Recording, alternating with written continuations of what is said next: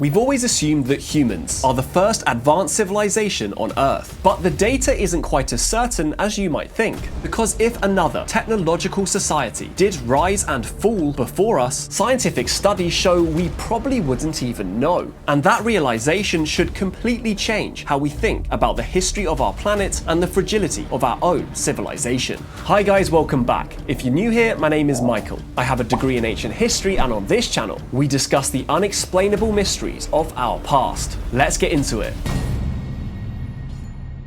When you hear the words ancient advanced civilization, many people probably roll their eyes. But in 2018, astrophysicist Adam Frank and climate scientist Gavin Schmidt published this paper titled, "Would it be possible to detect an industrial civilization in the geological record?" They weren't asking, did an ancient advanced civilization exist? They were asking, if one did exist, how would we actually know about it? This question has been dubbed the Silurian Hypothesis, and it's more sincere than you might expect. The name comes from Doctor Who, way back in the 70s, but you may have seen these characters popping up on TV in recent years too.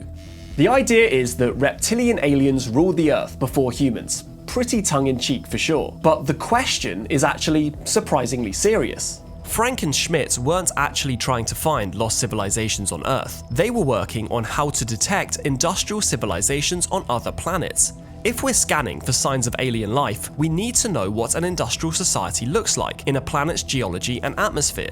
That means checking for things like what chemical fingerprints would they leave behind, and how long would those fingerprints last. We don't have a TARDIS, so the only place we can test that question is Earth. Right now, we're burning coal and oil, splitting atoms for nuclear power, and reshaping entire ecosystems. All of that leaves markers in the rock record: chemical signatures, isotopic anomalies, physical changes to the planet itself. But the implications are far bigger than just our planet. There's this concept in astrobiology called the Drake equation. It estimates how many intelligent civilizations might exist in our galaxy. One of the key factors is how often civilizations develop on a given planet, and because our world is the only test case, scientists have always assumed that number is 1 or less. But if Earth could host multiple technological societies over billions of years, that factor could actually be greater than 1, which would mean the universe is far more crowded and far more intelligent than we ever dared to imagine. So if we're looking for evidence of a pre-human civilization, where do we start? Your first instinct is probably to look for the obvious stuff: buildings, roads, cities, physical objects, the kinds of things archaeologists dig up all the time when they're studying ancient Rome or Egypt. But those civilizations existed only a few thousand years ago. We're talking about looking back millions of years, and over that kind of timescale, essentially everything physical disappears. Our modern cities feel permanent: concrete, steel, glass, it all seems so solid. But leave it alone for only a few millennia, let alone millions of years, and erosion grinds it down to nothing. Rain, wind, and ice act like sandpaper on the planet's surface. To put that in perspective, the oldest large-scale surface on Earth that hasn't been eroded away is the Negev Desert, which could be up to 1.8 million years old. But Earth is 4.5 billion years old, and multicellular life is at least 2.1 billion years old. So if a civilization existed 100 million years ago, which is pretty recent on this scale, the chances of finding a single intact building are effectively 0.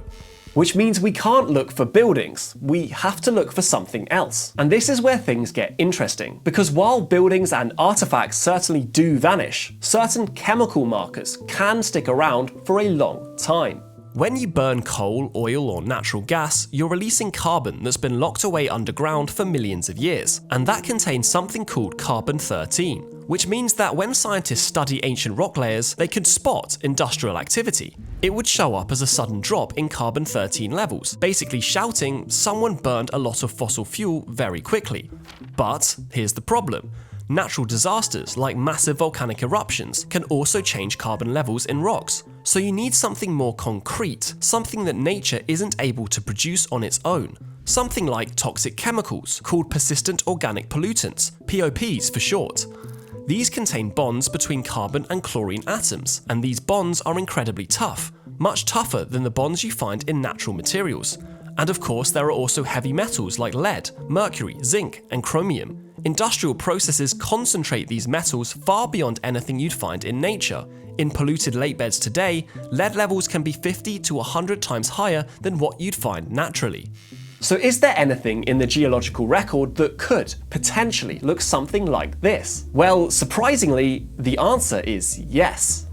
Now, if our civilization did collapse, then this is the one book I'd want lying around. It's called The Book, The Ultimate Guide to Rebuilding a Civilization, created by Hungry Minds, a team of artists, scientists, architects, the works. And it's honestly stunning. 400 plus pages, premium matte paper, heavy hardcover, and these incredible illustrations that blend engineering drawings with medieval art. It's raised over $2.3 million on Kickstarter, and you can see why. It isn't a normal history book, it's a visual manual for how humans built everything, from tools and writing systems to astronomy and architecture. And personally, I was blown away by how absurdly readable it is. It's one of those books you open for a minute and end up disappearing into for an hour. It makes an amazing Christmas gift too. Meaningful, beautiful, and something people actually would keep. They've also got bundle options like the book and the last book, the Octopolis puzzle, and gift cards if you're not sure what to choose. Also, yes, there's a hidden Santa inside. So if you want one, use my code, button10, and hit the link in the description, or scan the QR on screen. Now, back to the video.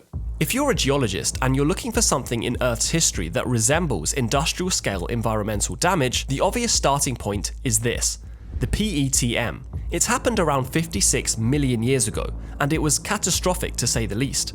In an incredibly short amount of time, you had global temperatures rising by 5 to 8 degrees Celsius, and the oceans turning acidic and dissolving calcium carbonate, the material that shells are made out of.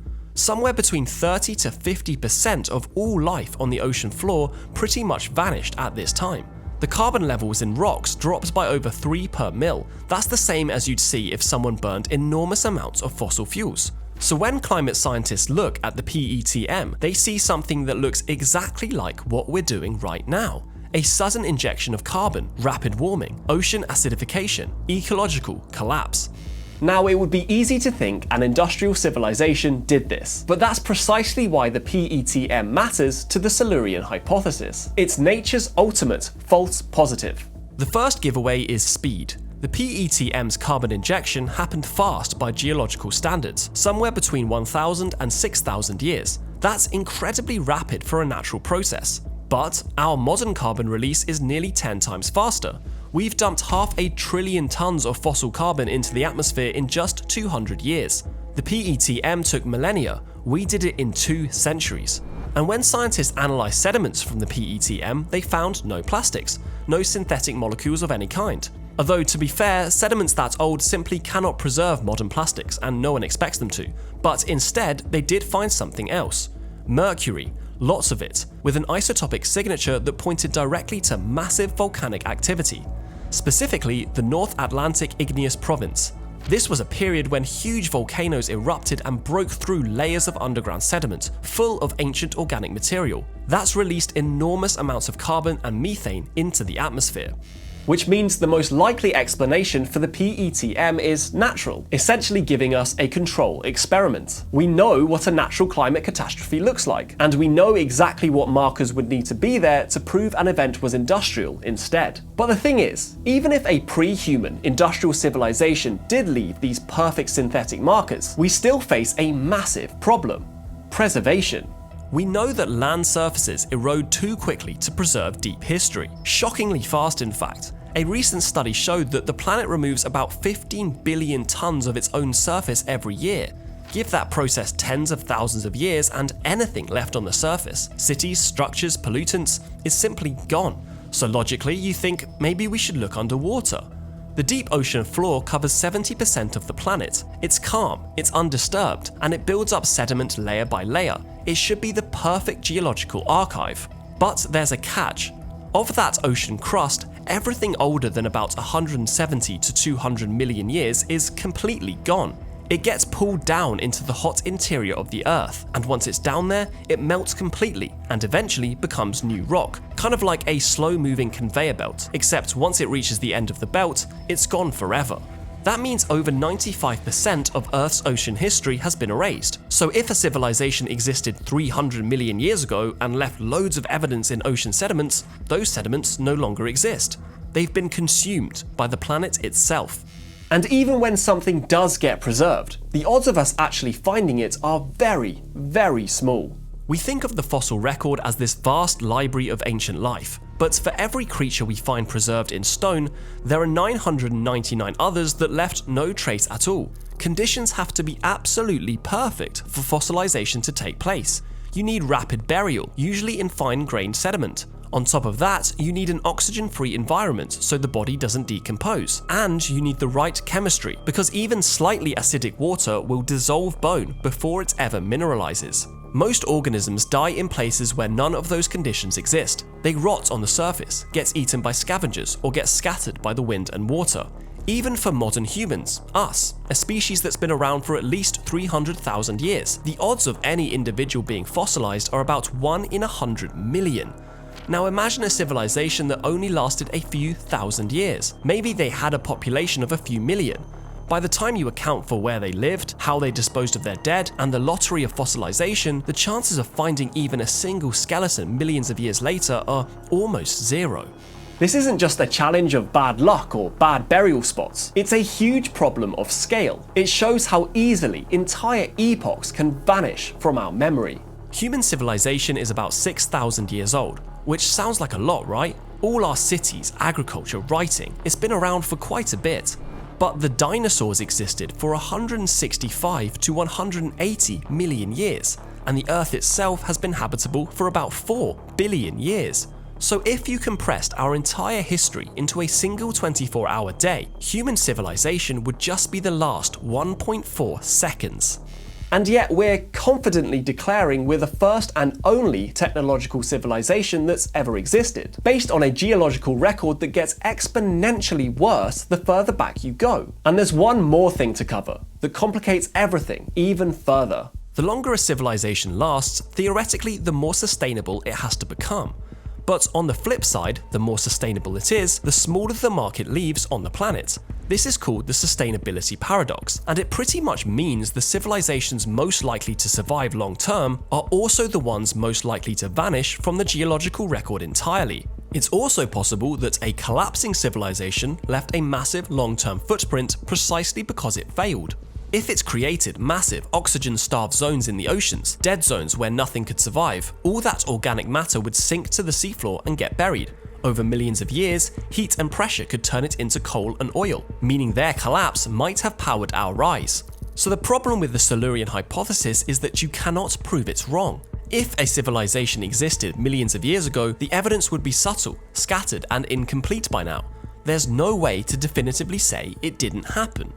And that's precisely what makes it so unsettling. Because if Earth can erase entire civilizations from the record, then what does that mean for us? Long after our cities are dust, long after every trace of our species has vanished, all that will remain is a thin, dark layer in the rock, if even that is detectable at all.